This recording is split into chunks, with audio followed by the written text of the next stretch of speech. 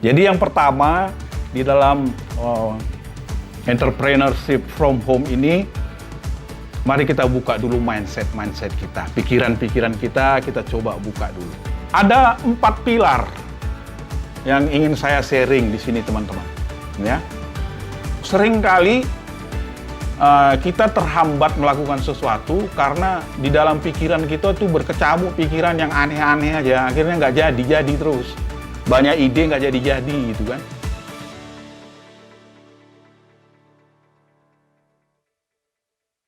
Selamat bergabung di sesi Virtual Learning Festival Season 2 Be Agile and Stay Relevant. Perkenalkan Bapak Ibu, saya Sri Rezeki Wulandari. Bapak dan Ibu bisa memanggil saya dengan Wulan. Saya di sini selaku tim dari Formasi Ekolodia Group sebagai host. Bagaimana nih kabarnya Bapak dan Ibu? Masih sehat dan semangat ya? Oke. Pada sesi webinar kali ini, selama 1,5 jam ke depan, topik yang dibahas adalah mengenai how to become an entrepreneur from home yang akan difasilitasi oleh Bapak Herdianto Purba. Bapak dan Ibu, kita langsung saja bertemu dengan Bapak Herdianto Purba. Halo Pak Purba. Oke, selamat sore semua. Oke. Untuk waktu dan tempat saya persilahkan Bapak untuk menyampaikan materinya. Oke, baik. Selamat sore semua Bapak Ibu, teman-teman yang telah hadir untuk webinar kita yang bagi saya yang kedua ini ya. Yang kedua diminta untuk berbagi lah ya. Di sini saya diminta untuk membawakan topik kita tentang bagaimana kita menjadi entrepreneur di situasi dari rumah lah ya, karena situasi kita saat ini yang kita tahu. Coba kita lihat share-nya dulu ya. Oke. Ya, ini ya, how to become an entrepreneur from home. Nah, saya diminta untuk membawakan topik ini untuk sekedar berbagi, bukan yang mengajari Bapak Ibu, teman-teman di sini ya. Saya mungkin tahu Bapak Ibu juga sudah menjalankannya ya. Kalau misalnya pun sudah, ya syukur alhamdulillah lah katanya ya. Tapi melihat situasi COVID-19 saat ini, kalau kita mendengar berita-beritanya di media televisi ya gitu ya, ada yang korban ya karena mungkin THR-nya juga nggak sanggup dibayar, dan mungkin ada pilihan apakah minta THR atau putus hubungan kerja dan sebagainya. Buat Bapak Ibu juga, teman-teman yang ada di sini, siapa tahu juga mungkin nanti ada teman-teman kita di kantor atau di sekeliling kita, di sekitar kita, saudara kita yang mengalami hal yang sama. Saya mengajak Bapak Ibu, teman-teman yang ada di sini, kita untuk mau saling berbagi lah ya. Siapa tahu nanti apa yang bisa kita share di sini itu juga bisa bermanfaat buat saudara-saudara kita, teman-teman kita ya. Dan tentu juga buat Bapak Ibu yang mengikuti acara live kita saat ini, gitu ya Bapak Ibu ya. Baik, nah itu alasan kenapa kita membawakan topik ini ya, how to become an entrepreneur from home ya. Mulai dari yang level kecil-kecil sampai yang level besar sebenarnya bisa-bisa saja gitu ya, tapi tergantung banyak faktor juga yang harus kita pertimbangkan untuk hal itu. Jadi kalau kita bicara tentang entrepreneur ya, sebenarnya kita bisa memanfaatkan situasi ini, waktu-waktu kita, sehingga kita tidak terus-terusan menjadi frustrasi karena situasi COVID ini diperpanjang lagi dan sebagainya gitu ya. Oke. Nah, baiklah, kita mulai. Nanti kita akan coba di tengah-tengah sesi nanti akan ada sesi tanya jawab seandainya ada pertanyaan ya. Dan di sesi terakhir juga nanti mungkin ada sesi tanya jawab, siapa tahu ada yang ketinggalan atau ada yang ingin mau ditanyakan lebih lanjut. Kita di sini saling sharing, saling berbagi. Saya kira begitu ya teman-teman ya. Oke, baik. Kita mulai beberapa slide kita dulu ya. Oke. Nah, kalau sekilas CV saya trainer ya, termasuk salah satu senior associate trainer di vendor kita saat ini ya, Foster and Bridge ya. Topik-topik yang saya bawakan juga cukup banyak, ada leadership, ya, communication. Kemarin saya bawakan negotiation skill. Nah, ini untuk entrepreneur. Kebetulan kemarin saya ngobrol juga sama tim kita ya, bahwa saya sering membawakan topik persiapan masa pensiun. Kira kurang lebih hampir sama lah situasinya.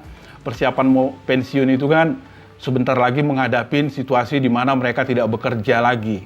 Ya, begitu juga dalam situasi COVID-19 saat ini, ya mungkin banyak yang akan mengalami hal yang sama atau jam kerjanya tidak full lagi dan sebagainya ya, sehingga itu bisa mengurangi penghasilan kita dan sebagainya ya. Oke. Nah, kenapa kita perlu menjadi pengusaha? Yaitu tadi ya, karena ada banyak faktor tentunya.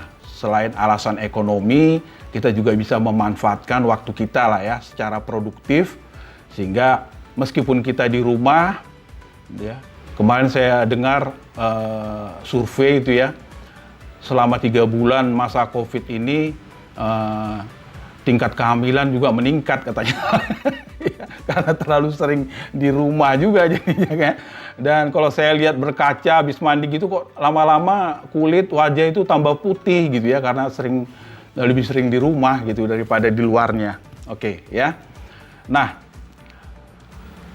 pertanyaan-pertanyaan kita mungkin ada di sini, teman-teman kita juga ya yang menjadi peserta saat ini baru lulus atau baru beberapa bulan atau belum sempat bekerja gitu ya, sedang mencari-cari lowongan pekerjaan yang bisa diterima, ternyata situasinya situasi COVID-19 gini, boro-boro mau melamar gitu kan.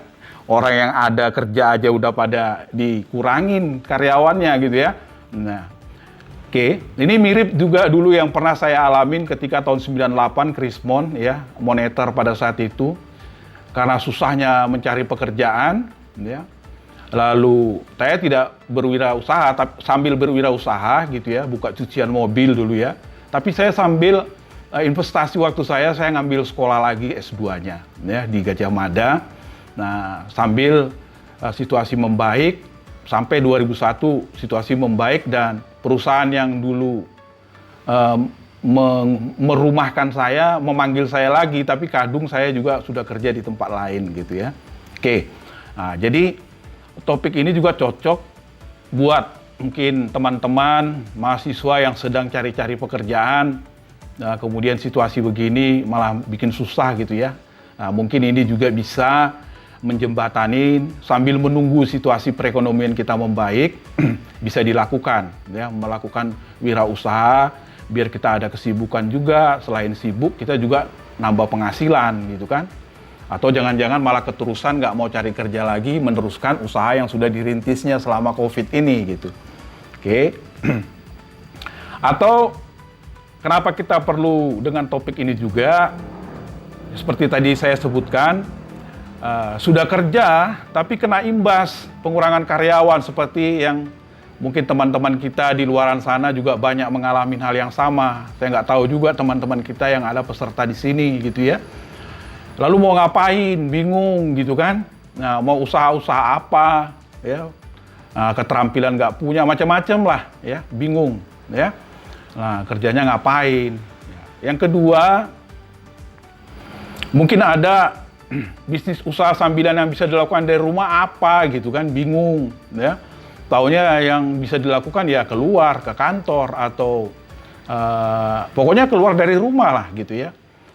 Kira-kira apa nih yang bisa dilakukan, usaha-usaha juga bisa dilakukan di rumah tanpa harus keluar rumah, sehingga kita tidak mengurangi kontak ketemuan dengan orang atau social distancing itu ya, yang seperti yang dikatakan Bapak Presiden kita ya. Nah, di sini nanti saya coba memancing lah ya, istilahnya mengungkap beberapa ide-ide saja. Nanti teman-teman Bapak Ibu bisa kembangkan ya. Saya mencoba memberikan stimulus gitu ya. Ya, yang ringan-ringan nanti bisa dikembangkan sendiri, kira-kira begitu ya ide-idenya. Oke.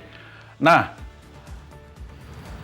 Bapak Ibu, teman-teman yang ada di virtual kita saat ini ya, saya suka dengan foto gambar ini gitu ya. Dan kebetulan off-road ini juga ya, atau adventure ini juga bagian dari hobi saya ya. Di mobil saya itu ada tulisan Jeep, yaitu tulisannya no road no problem ya. Artinya apa ya? Artinya kalau kita lagi touring gitu nggak ada jalan tuh jangan jadi alasan untuk tidak menerobos, kira-kira begitulah ya. Jadi harus terobos gitu ya, macet ya macet ya, tinggal bagaimana solusinya nanti keluar dari macet. Teman-teman tim kita mau membantu nggak? Nah, ini sangat relevan juga dalam situasi saat ini ya. Kalau kita lihat di sana mobil Jeep masuk air ya oke, ya kan, menerabas batu-batu terjal ya oke gitu ya. Nah, terkadang bukan persoalan jalannya, tapi bagaimana persoalan jokinya, supirnya, ya, peralatan yang kita gunakan, oke nggak? Kira-kira begitu. Nah, ilustrasi ini sama dengan situasi yang seperti saat ini kita hadapin lah. Ya, situasinya seperti batu tembok yang harus kita terjang gitu ya. Nah, tantangan kira-kira gitu ya. Seolah-olah di depan sana perpanjang lagi COVID-nya, coronanya ya. Seolah-olah kita nggak ada harapan lagi gitu ya. Sebenarnya banyak yang bisa kita lakukan ya. Nanti kita saling berbagi lah ya. Saya mengungkapkan ide-ide, nanti kalau teman-teman mau sharing juga berbagi ide-idenya akan lebih baik ya. Jadi di slide ini saya menuliskan yang penting itu adalah open your mind, be inspired ya. Coba diam sejenak, buka pikiran kita lebar-lebar ya. Cakrawala diperluas supaya kita menemukan suatu inspirasi, kira-kira ide wirausaha apa yang bisa kita lakukan dari rumah. Itu dulu lah ya, yang bisa kita lakukan dari rumah karena situasi kita ini juga ya. Nanti terserah mau berkembang seperti apa ya. Jadi yang pertama di dalam entrepreneurship from home ini, mari kita buka dulu mindset kita, pikiran kita coba buka dulu. Itu ya, seperti motonya Jeep, no road, no problem. Nah, itu dulu harus pegangan kita. Oke? Baik. Nah, Bapak Ibu, teman-teman di sini, kemarin, oke, sebentar ya. Nah, ketika kita membicarakan tentang open your mind, kita tidak cukup hanya tahu saja. Wah, tahulah bisnis ini, tahulah bisnis itu, tahu. Ya, apa aja kalau ditanya tahu gitu. Bisa nggak? Bisa, gampang lah ya, bisnis gitu aja kok nggak bisa gitu ya. Nah, seringkali kita terkecoh. Kalau tahu, kalau bisa, kenapa nggak dilakukan? Nah, itu poin penting kita kalau kita mencoba mulai menjadi wirausaha, minimal dari rumah dulu tadi saya sebutkan. Terkadang banyak banget yang saya lihat, saya dengar gitulah ya. Dia tahu, kalau diajak, oh tahu, bisnis ini tahu, bisa lah, gampang lah, kecil lah itu, ya. Siapa juga bisa gitu. Tapi mau nyoba nggak? Malas ngapain? Kalau udah kayak gitu, ya susah gitu ya.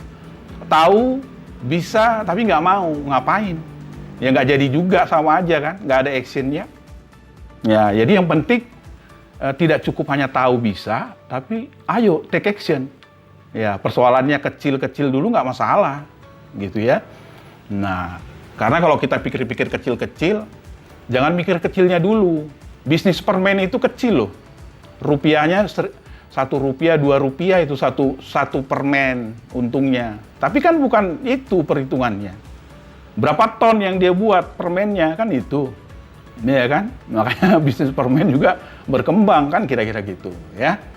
Nah, kalau nggak salah kemarin saya titip pesan juga sama host kita agar supaya teman-teman peserta virtual kita diberitahu untuk membawa karet gelang. Ada yang sudah membawa karet gelangnya, teman-teman? Iya, kan waktu pembagian undangan sudah kami ingatkan ya Bapak Ibu untuk Coba gelang karena bisa dilihatkan bisa ininya. ditunjukkan ke Pak Purba. Bisa semua. Stop share dulu ya. Bawa ya. Oke, sip. Banyak. Oh iya, oke. Ya. Saya mau main simulasi-simulasi kecil-kecilan aja. Ya, sebenarnya ada beberapa cara lagi yang bisa kita lakukan, tapi yang satu ini dulu lah ya. Oke, teman-teman, Bapak Ibu tahu ya karet gelang ya. Karet gelang ini terbuat dari karet, benar ya? Nah, oke, bukan dari besi dan bukan dari kawat. Oke, kita tahu semua ya. Nah, kalau begitu, Bapak Ibu, teman-teman ya. Sekarang kita coba karet gelang ini masukkan kedua jempolnya begini. Yang sudah bawa aja ya. Kalau yang belum bawa cepat-cepat minta tolong siapa bantuannya di dapur, kayaknya ada karet bekas bungkus apa gitu. Ya. Sudah dicari dulu. Nah, dalam hitungan 1 sampai 3 ya, kalau Anda tahu bahwa ini karet, bukan kawat, bukan besi. Dan kalau diminta untuk menarik karet ini, pasti Anda bisa. Ya, Anda tahu dan Anda bisa. Persoalannya, apakah Anda mau melakukannya atau enggak? Ya, kalau saya minta karet gelang ini ditarik sekeras-kerasnya sampai putus. Terus. Nah, ayo siapa yang nggak putus? Ayo. Ayo, sampai putus. Ayo, terus. Yang belum putus saya temanin lagi sekali lagi. Ayo, terus. Terus. Terus. Ah, ayo. Bisa? Nggak bisa? Ya udah, kalau nggak bisa,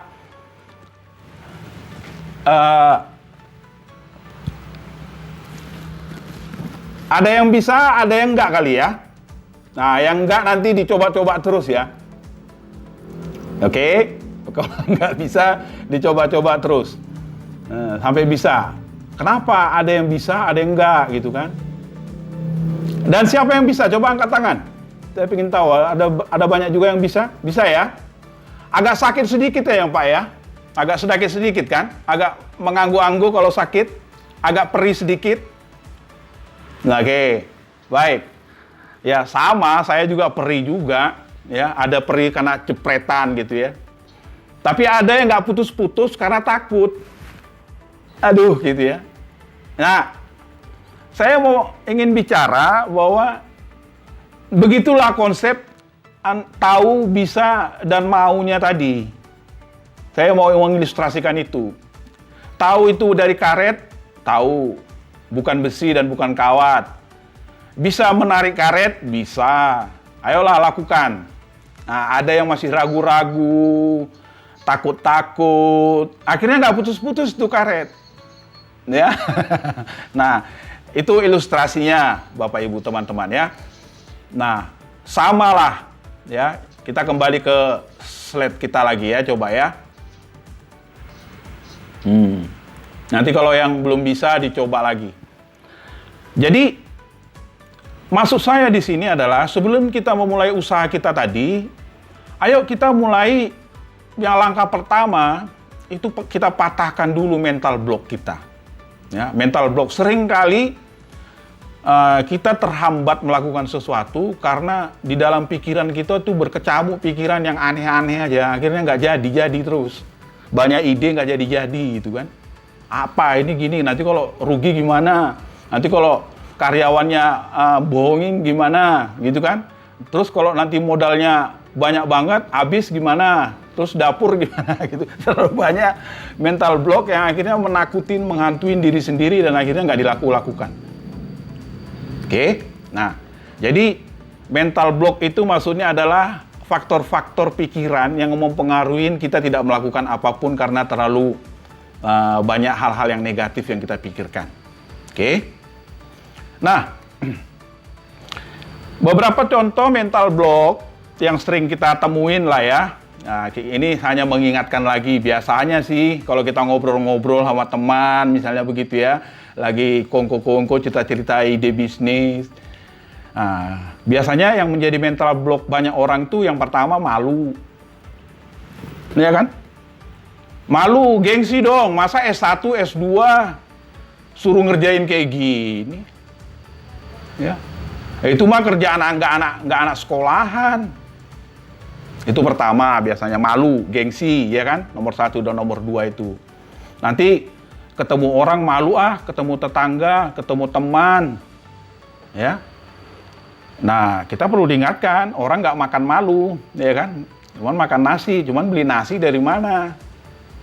Ya, apakah kita mau menggerutu terus dengan situasi COVID yang sekarang banyak menelan korban ini kan?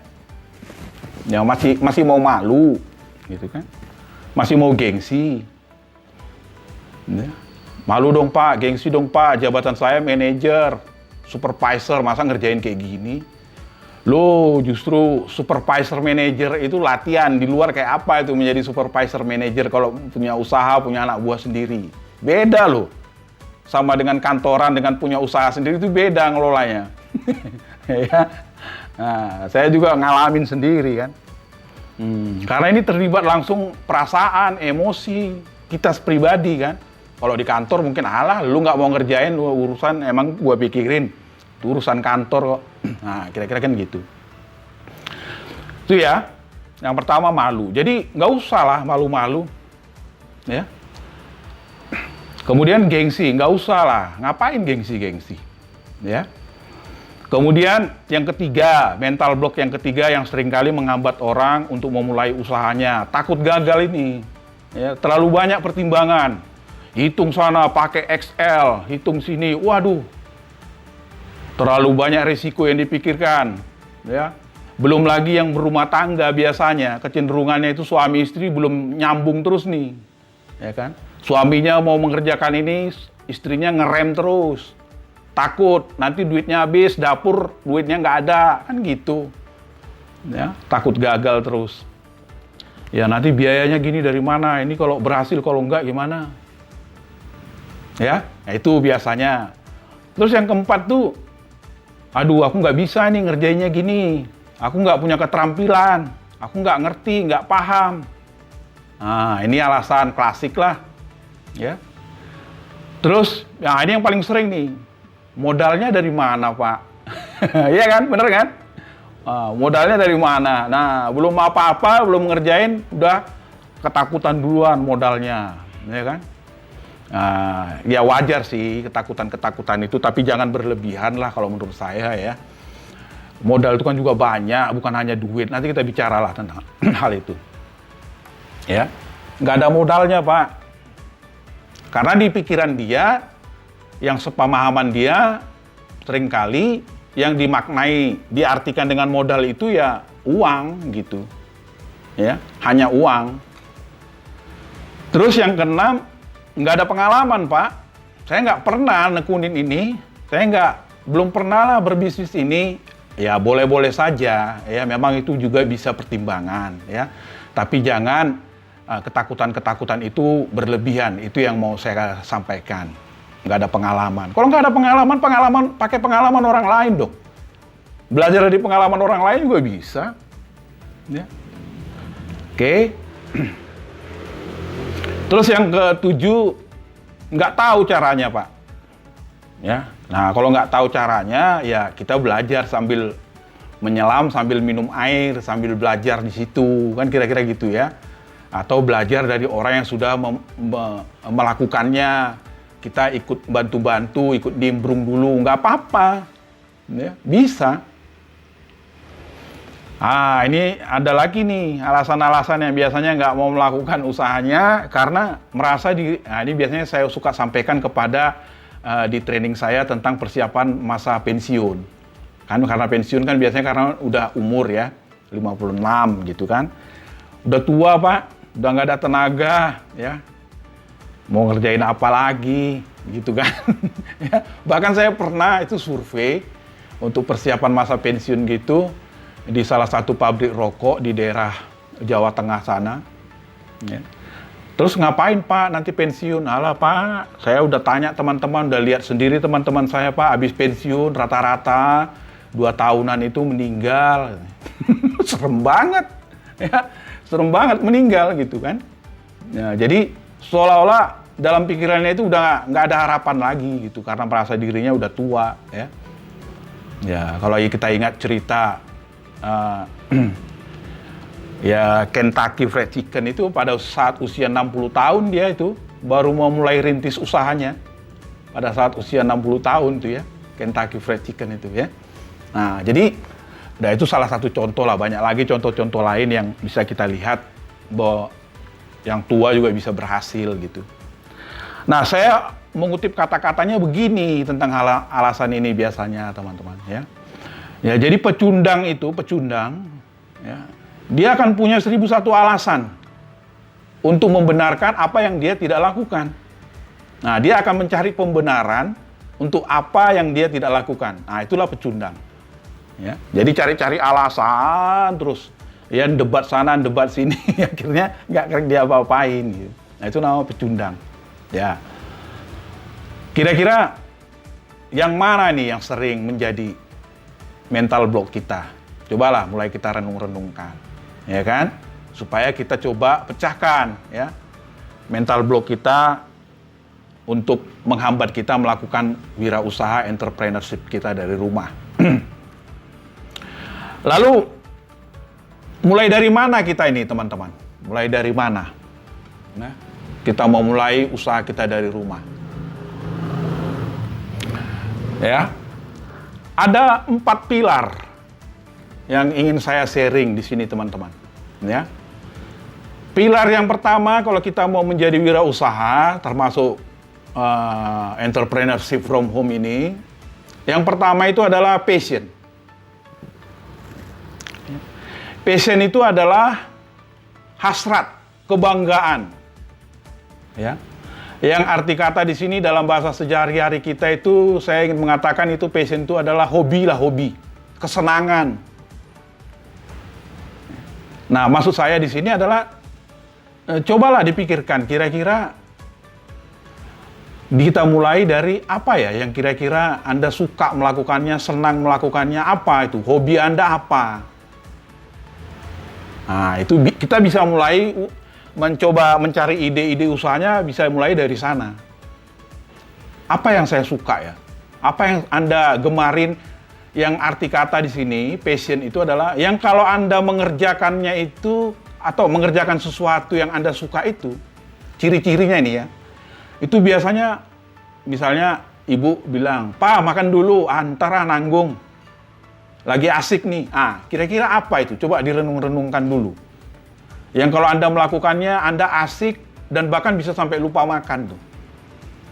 Nah, itu untuk mencari sebenarnya saya punya passion apa, saya punya kesukaan apa dalam melakukan sesuatu. Itu ya, yang pertama. Nah, nanti yang kedua, coba dipikirkan lagi. Kira-kira aktivitas kegiatan apa ya, yang kalau Anda mengerjakannya itu, kalau Anda melakukan pekerjaan itu, hasilnya bagus gitu. Atau kalau Anda dengar-dengar dari orang, kamu kalau bikin bakso gini enak loh, saya suka loh. Beda loh sama yang di warung sana. Ah, berarti itu Anda punya talent. Nah, coba dengarkan dulu. Mungkin selama ini telinga kita mendengar itu sambil lewat gitu ya, sambil lewat arti kata. Diomongin gitu, alah, kau muji aja cuman basa-basi. Padahal itu serius. Cuman kita lewat gitu. Ya. Nah, coba dikenalin lagi atau bila perlu tanya orang terdekat kita. Kalau wanita tanya mungkin pasangan prianya atau suaminya, kalau bapak tanya si ibu, biasanya paling kenal kan, atau pacarnya atau adiknya ya kan. Coba tanyain sambil ngobrol pelan-pelan gitu, apa sih yang saya kerjakan yang kamu puas, apa di bidang apa, ngapain gitulah misalnya. Nah, itu berarti Anda talentnya di situ. Oke. Yang ketiga, Coba kita mulai memikirkan juga, kalau apa yang saya senang melakukan, saya terampil melakukan, kalau saya teruskan pekerjaan aktivitas saya ini, itu ada duitnya nggak ya? Nah, mulai kita meningkat masalah ekonominya, nilai ekonominya ada nggak ya? Kalau misalnya hobi saya, passion saya lakukan, dan saya enjoy melakukannya, dan saya bisa melakukannya, terus kalau saya pikirkan, kalau saya teruskan pekerjaan ini, kalau saya jual, ada nilai duitnya nggak ya? Ada nilai jualnya nggak? Nah, itu pertanyaan-pertanyaan inti sebelum kita nanti memulai usaha, kita bisa mulai dari sini. Yang keempat, ya, coba pertimbangkan juga sebelum benar-benar kita lakukan, pertimbangkan nilai-nilainya, value-nya dari apa yang mau Anda kerjakan ini. Maksudnya begini, misalnya, kalau saya tanya, misalnya seseorang, passion kamu apa? Passion saya itu main kartu ya Pak. Main joker karo atau main leng, main remi, main kartu remi. Oh iya, iya Pak. Nah, kemudian saya tanya lagi, kamu sering menang main kartu, main leng, main joker karo, main remi itu? Wah sering Pak. Kamu senang melakukannya? Senang. Dari pagi sampai ketemu pagi lagi, saya duduk terus. Main kartu kuat saya Pak. Sering menang? Sering. Ada duitnya? Ada Pak. Orang taruhan, main lengnya, main kartunya, main reminya. Sudah senang, dari pagi sampai pagi, main kartu melulu di pos ronda. Talent, menang terus. Sering menang lah. Nilai ekonomiknya ada nggak? Ada, orang sering menang. Orang pakai duit mainnya. Nah, pertimbangan yang keempat, bertentangan nggak itu dengan nilai-nilai agama kita, nilai-nilai keluarga, nilai-nilai budaya keluarga kita, nilai-nilai keagamaan kita? Ya kalau bertentangan, ya jangan dong, jangan diteruskan lah. Ya kan? Nah, kira-kira begitu contohnya, artinya ya. Jadi, ada yang kita senang, kita suka melakukannya, dan kita terampil melakukannya. Tapi kalau bertentangan dengan nilai-nilai agama kita, nilai-nilai leluhur kita, jangan dikerjakan. Nggak baik. Ya, itu contohnya ekstrimnya tadi main kartu misalnya. Ya. Contoh yang lain banyak lah ya. Ya. Atau main sabung ayam. Passion nggak sabung ayam? Oh, senang Pak, memang hobi saya Pak, sabung ayam. Terampil nggak mengelola ayamnya supaya bisa menang? Wah iya, talent saya Pak. Ya. Kalau taruhan menang melulu. Nah, tapi kan bertentangan dengan nilai-nilai kita. Nah, kalau ada idenya kayak gitu ya nggak usah lah. Ya, nggak usah dilakukan, pikirkan yang lain lagi. Meskipun Anda passion, talent di situ gitu ya. Oke. Nah ini teman-teman. Oke. Tadi penjelasan yang tadi ya, jadi pikirkanlah mau usaha bisnis apa. Coba kita pikirkan pekerjaan yang Anda senang melakukannya. Karena kenapa saya katakan ini teman-teman? Kalau Anda melakukan suatu pekerjaan bisnis yang Anda senang melakukannya, Anda enjoy. Gitu ya, nggak merasa terbeban, ya. Nggak merasa, aduh susah banget nih, aduh merasa kepaksa nih, gitu ya. Nah, itu poinnya, ya. Atau juga kalau Anda kerjakan hasilnya bagus, memuaskan, ada kepuasan tersendiri, ada kebanggaan sendiri, dan itu tidak ternilai kalau Anda yang melakukannya. Nah, di situ, supaya ada kebanggaan untuk nggak kenal lelahnya itu. Jadi kerja sampai malam, kadang-kadang enjoy saja, menikmati, nggak ada capeknya rasanya gitu ya. Yang ketiga tadi yang saya sebutkan adalah kegiatan yang sudah melakukan dan hasilnya bagus kalau diteruskan menghasilkan duit. Ya, coba dikalkulasi. Kalau duitnya sedikit, jangan langsung ciut. Aduh, duitnya kecil Pak kalau diteruskan. Ingat, bisnisnya itu jangan berpikir hanya satu. Kalau hanya satu mungkin masih kecil.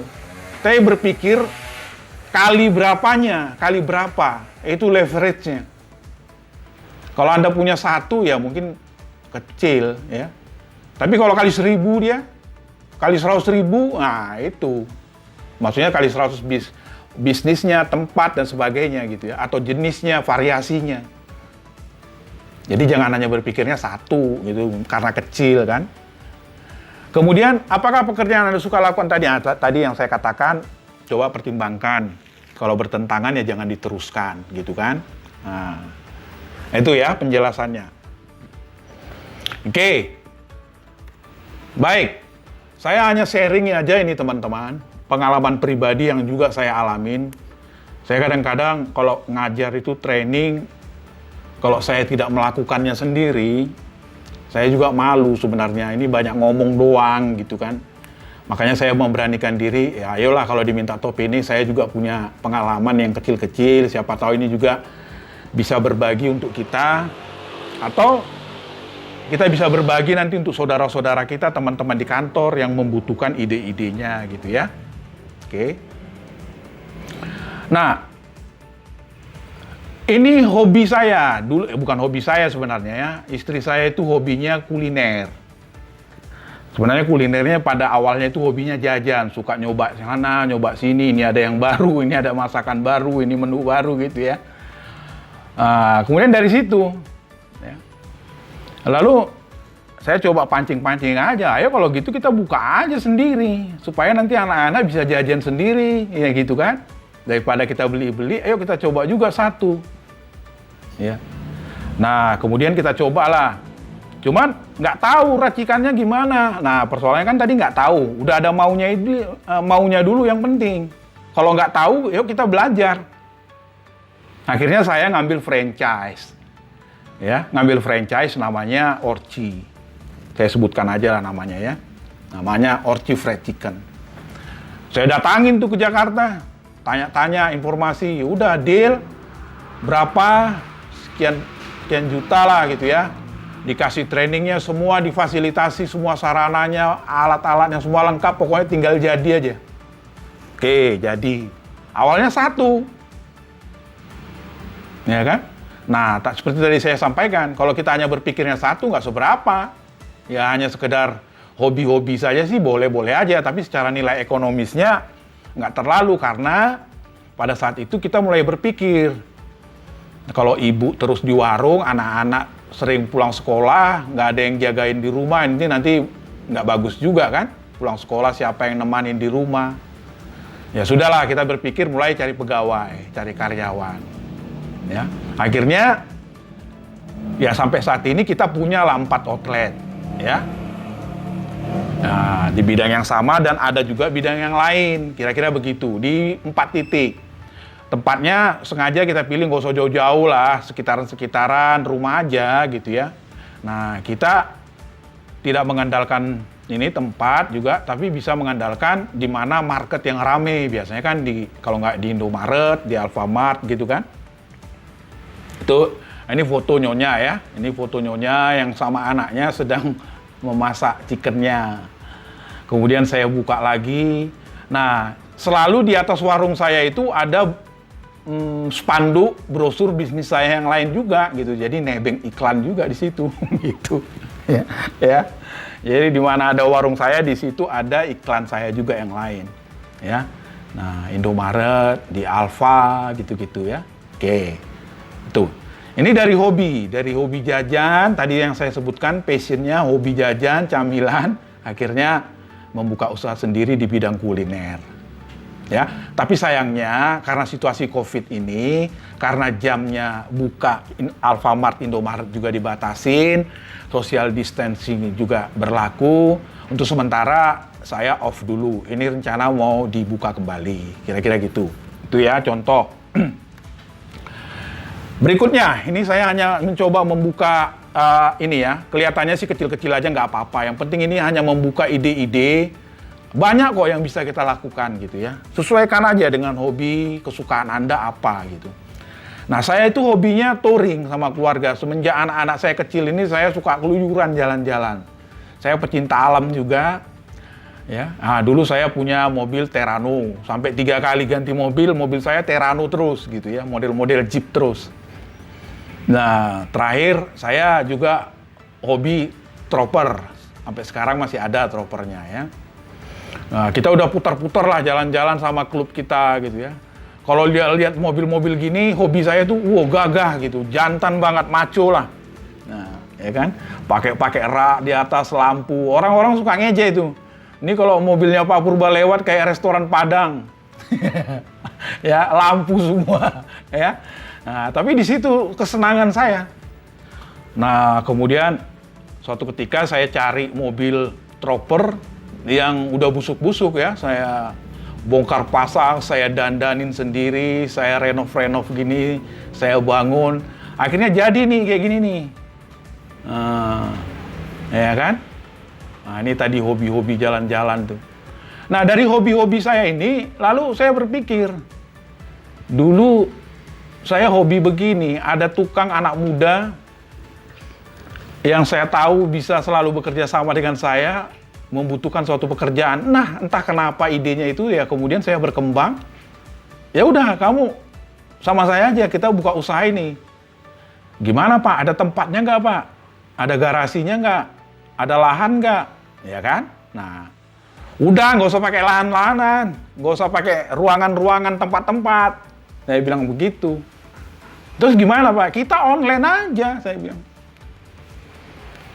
Online-nya bisa gimana Pak? Tenang aja, pokoknya kalau ada pasien istilah saya ya. Kalau ada pasien, kita garap. Mau iklannya itu adalah Anda nggak usah capek-capek, nggak usah sibuk-sibuk, nggak usah ngantri-ngantri ke bengkel body repair.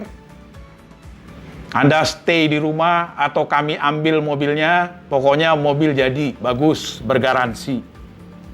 Karena saya tahu tim saya ini, tukangnya ini, orangnya terampil memang, rapi kerjaannya. Ya. Online saya, Pak, teman-teman. Jadi, ini di rumah mereka, ya. Ini Pajero nih ya, mobil Pajero aja percaya sama saya. Ya. Akhirnya apa? Iklannya dari mulut ke mulut. Dia punya saudara, punya anak, punya teman, udah kontak aja ini. Lu tinggal santai aja di rumah, Sabtu Minggu pas lagi nggak kerja, mereka datang semua sama alatnya. Alatnya saya naikkan ke mobil saya ini, mobil tempur ini kan. Ya, ini saya ini ya, ini. Ini saya memantau pekerjaan sambil bantu-bantu lah ya.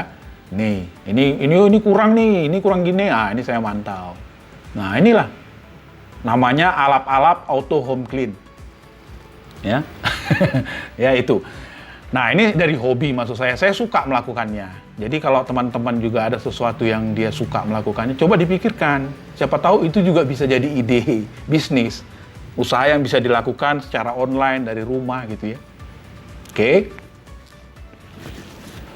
Nah, satu lagi hobi saya itu, seperti tadi saya katakan, saya suka kegiatan alam. Mendaki, saya juga trainer outbound. Saya juga pelatih untuk para trainer outbound. Ya, saya punya kelas yang namanya Training for Outbound Trainer, khusus ngajarin para trainer-trainer yang mengerti tentang outbound. Ya. Karena outbound itu yang taunya orang yang main game gitu doang. Ya kalau gitu doang mah, anak-anak suruh main game aja kayak 17-an mah, bikin rame aja bisa. Tapi bukan itu. Yang namanya experiential learning bukan itu. Ya.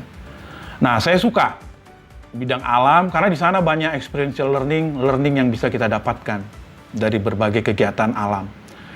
Ya, saya juga hobi berburu. Nah, ini kehobian saya. Sabtu Minggu kalau saya tidak ada kegiatan, kesibukan, saya berburu sama teman-teman saya. Kalau enggak ya saya sendiri yang dekat-dekat. Ya. Saya berburu dan entah kemana-mana lah, pokoknya sampai ke Sumatera, ke Cianjur, pokoknya seru lah. Ya. Nginep-nginep di hutan, kira-kira gitu. Oke. Nah, dari hobi ini tadi, saya berpikir, nah ini berkembang lagi nih. Ini belakangan di dalam situasi COVID-19 ini. Oke, dari hobi saya, apa yang bisa saya lakukan? Nah, saya mulai mencoba. Bisnis saya, bisnis online di bidang peralatan outdoor. Outdoornya nggak jalan, tapi peralatan outdoor bisa saya jalankan. Kira-kira gitu. Ya. Jadi saya punya usaha online dari rumah. Nah, ini saya sedang online dari rumah ini, ya sambil ngopi kira-kira gitu ya. Jualan saya kayak gini lah kira-kira. Ya, nanti bisa mampir juga ke IG saya gitu ya. Ya, IG-nya Wild Dog Outbound _ ya. Nah, di sana banyak mau lihat foto-fotonya, gambar-gambarnya, sekalian promo lah ya, mumpung ada jaket outdoor, jaket gunung, sepatu gunung, ya, ransel, body harness, ya. Terus macam-macam, ya. Nah, ini situasi yang kalau teman-teman bisa lihat, ya. Nah, ini satu keluarga di rumah ya gini aja kalau malam lagi kepingin live streaming ya. Ya kayak gini nih, anaknya bantu ngelipatin, bantu ini sambil nunggu jam-jam ngantuk aja habis makan biasanya atau sebelum mau makan. Nah, ini nyonya bagian jembrengin barang-barangnya. Nah, saya mau bagian ngasih tahu ini harganya segini, segini dari belakang layar gitu ya. Ya alhamdulillah tiap hari asal live ada aja terus yang dapat ya. Ya karena hobi tadi. Ya. Topi-topi outdoor branded, ada Nepa, Black Yak dan macam-macam. Ya, ini contohnya. Saya juga main online, main di Facebook, main di Instagram, punya akun di Bukalapak juga, punya akun di Tokopedia, punya akun di Shopee juga. Saya mainkan semua. Jadi saya harus belajar berteman juga dengan sosial media saat ini. Ya meskipun usia sudah 50, mau nggak mau saya juga harus mau belajar gitu ya, termasuk virtual training kita. Ya, jadi kesimpulan saya adalah dari hobi berburu dan kegiatan outbound membuka usaha online, perlengkapan outdoor dari rumah. Dan sampai saat ini masih saya jalankan. Gitu teman-teman. Oke. Next. Saya juga hobi nulis. Dulu waktu zaman sekolah, saya pernah mendapat juara gitu ya, dapat juara 2 dalam karya tulis gitu. Awalnya dari sana. Ya. Nah, kemudian saya coba ingat-ingat apa ya yang dulu saya pernah berprestasi. Oh, menulis. Saya dulu pernah juara gitu ya. Lomba karya tulis waktu level SMA. Nah, hobi saya itu, kesukaan saya itu saya coba nulis buku. Ya, alhamdulillah Gramedia mau terbitkan. Judulnya Grid Supervisor. Nanti kalau teman-teman lagi main ke Gramedia atau lihat di Google, ya, kalau nemu buku saya mohon dibeli gitu. Sekalian iklan. Boleh ya sekalian iklan ya. Nah, sekarang saya juga sedang menulis, masih sebagian sih ya, belum tuntas. Judulnya itu karena saya sering diminta untuk ngajar topik trainingnya itu problem solving and decision making. Ya. Nah, terus ada kepikiran ya udah kalau kamu sering ngajar itu ya udah tulis lagi bukunya. Ya udah saya tulislah, coba deh saya bilang. Ya, teman-teman support juga. Nah, itu jadi hobi yang mudah-mudahan nanti setelah Covid ini mudah-mudahan Gramedia masih mau terbitkan lagi. Kira-kira itu yang saya mau pancing mindset kita. Coba yuk kita lihat dari hobi kita, apa ini yang bisa kita kembangkan. Oke, sampai di sini mungkin teman-teman. Saya kasih dulu ke Wulan, mungkin ada pertanyaan atau sebentar kita buka sesi, kalau nggak ada bisa kita teruskan lagi. Sebentar. Ya, Bapak Ibu, apabila ada yang ingin bertanya di pertengahan sesi ini bisa langsung menulis di kolom chat ya Bapak Ibu. Ditunggu.